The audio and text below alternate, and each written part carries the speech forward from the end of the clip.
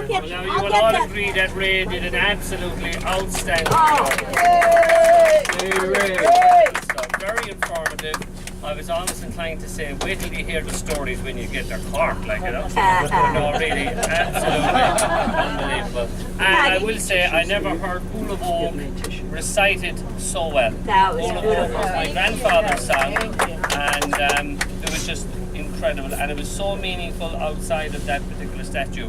So I'm going to do just a little add-on to that, and when I was walking through Wexford and seeing the great impact that it had on Irish history, I was thinking about this song, and it's called, I'll be singing it as well tonight, but we'll all join in with it here as well. It's called John Kelly, the Boy from Killarney. What's the news, oh me bold Shelmalier, with your long barrel gun of the sea? Say what wind from the south blows his messenger here, with a hymn of the dawn for the free. Goodly news, do I bring youth forth, goodly news do I bring, bargy man.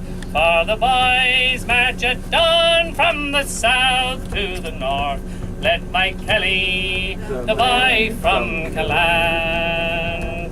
Tell me who is the giant with the gold curling hair, he who rides at the head of your band. 7 feet is his height, with some inches to spare, and he looks like a king in command.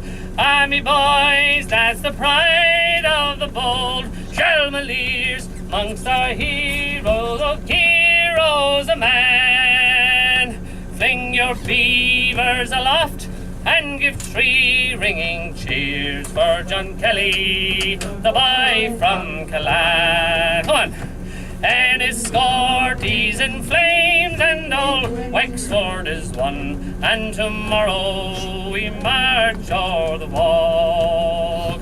On a hill o'er the town we have planted a gun that will banish the gateways to Ross. All the forge men and barging men who march o'er the heaths, with brave Harvey to lead in the band.